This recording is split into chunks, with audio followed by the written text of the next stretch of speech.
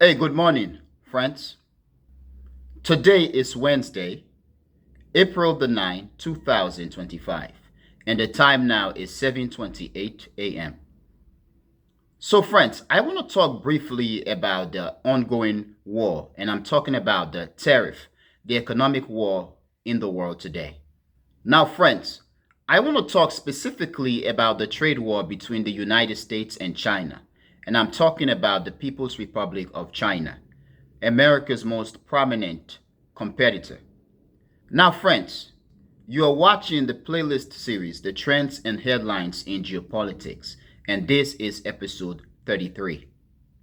Once again, friends, you are watching the playlist series, The Trends and Headlines in Geopolitics, and this is episode 33.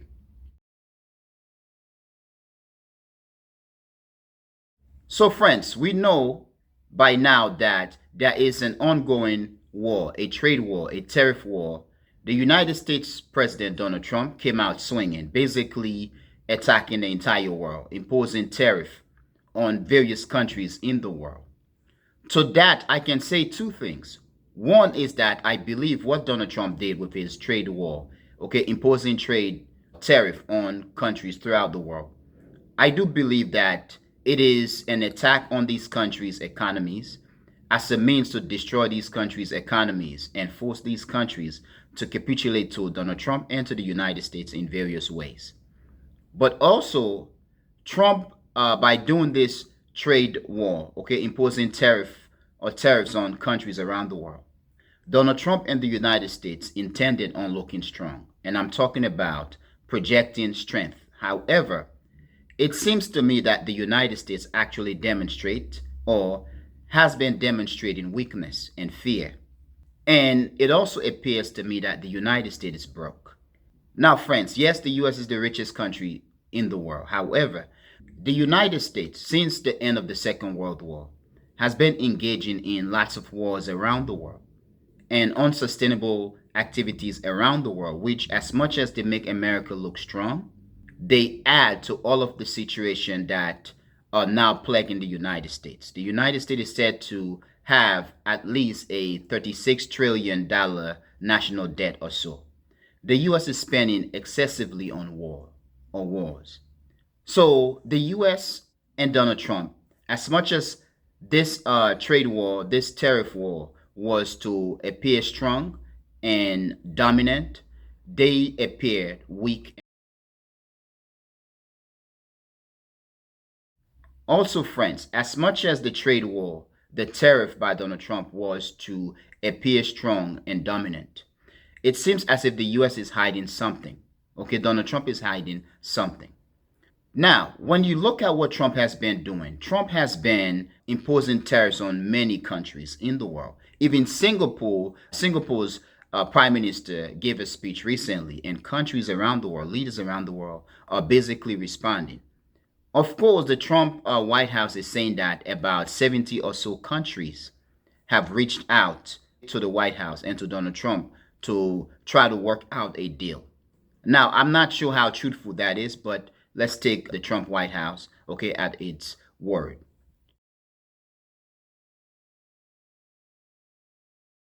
Now, friends, the tariffs that Donald Trump is imposing on countries around the world, I think the tariffs are unfair. As much as they are going to create for Trump and the Trumpers short term gain and short term glory, in the long term, they could destroy the United States economy. They could basically strengthen BRICS because countries are realizing that the United States has become much more dangerous with its power, its might, and prestige, especially under Donald Trump.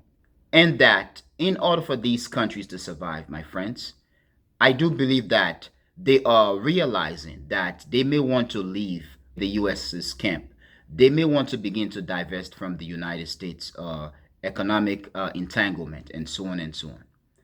As a result of this, friends, we could begin to see the growth, okay, the exponential growth of BRICS and organizations similar to BRICS.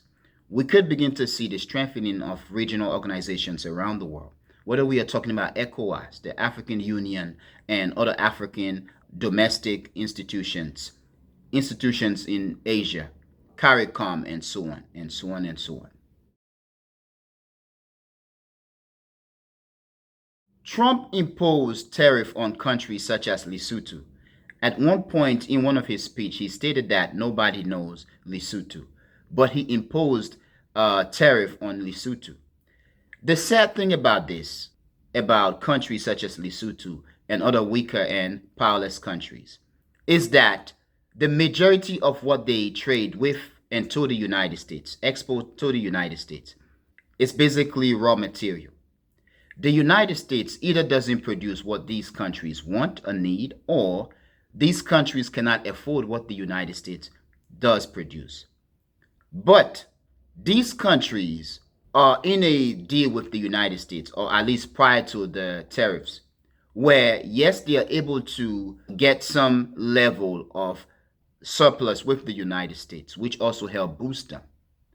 And friends, the trade deals with the United States and these countries, as much as it allowed these countries to generate some surpluses with the United States, it also benefit the United States in other ways.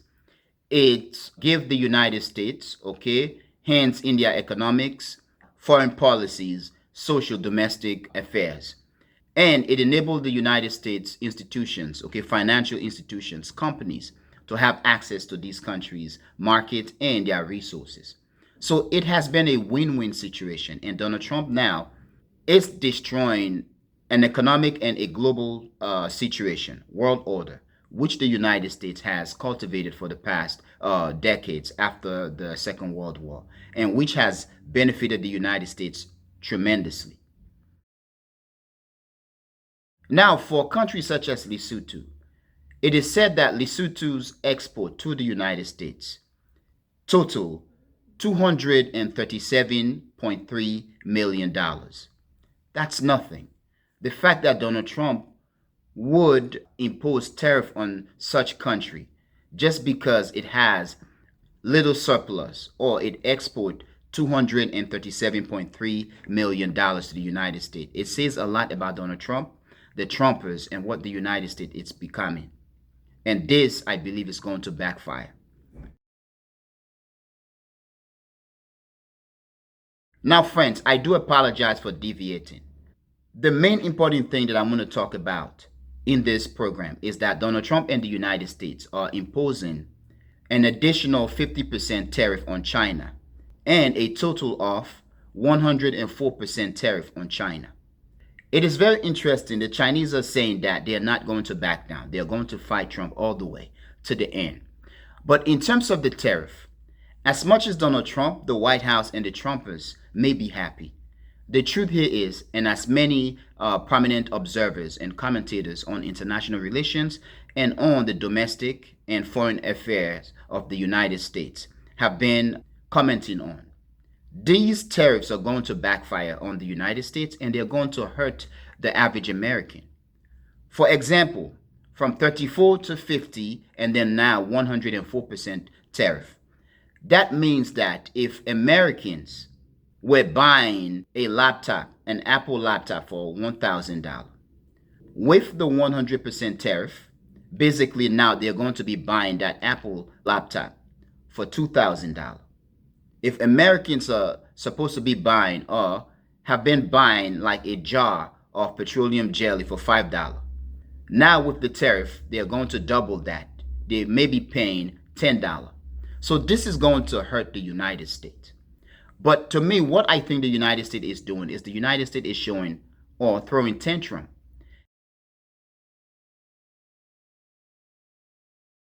And friends, Donald Trump is now imposing an additional 50% tariff, a total of 104% tariff on China. It is tantrum.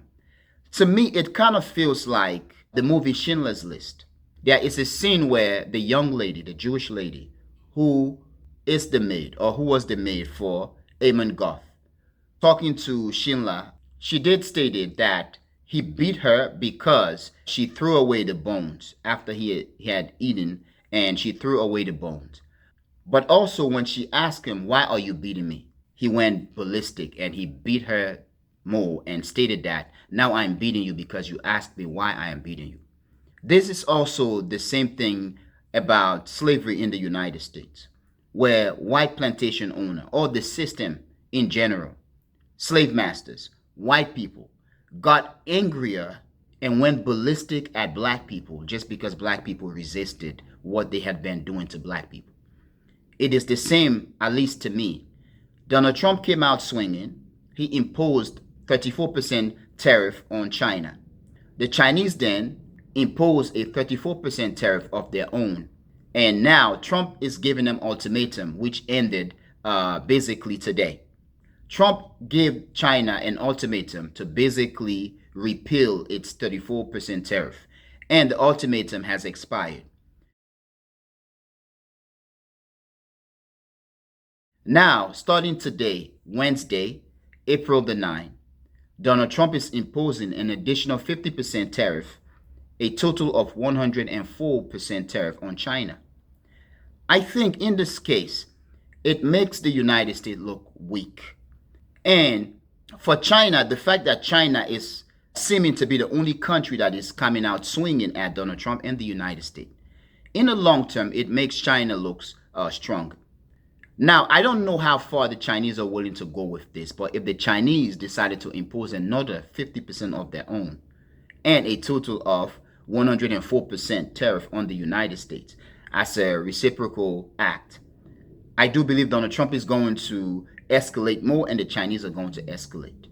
Now, I do believe in this case, the Chinese, they do have some level of control over their system, which the United States doesn't.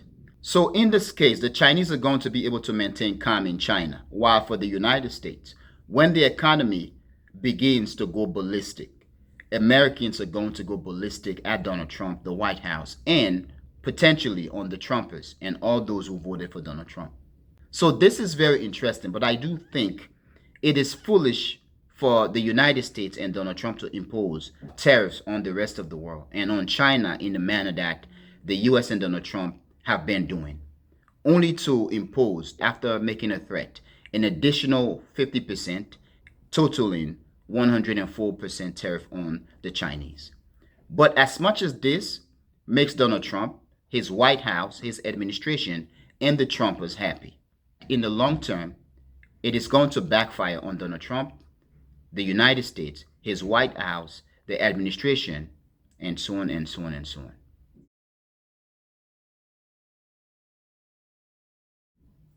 Now, friends, please tell me what you think, and I really want to know what you think. But friends, I'm going to end here. I want to thank you for being a member of the Echoing Voice community, my friends, but most especially and most importantly, friends, I want to thank you a lot for watching the Echoing Voice. Peace.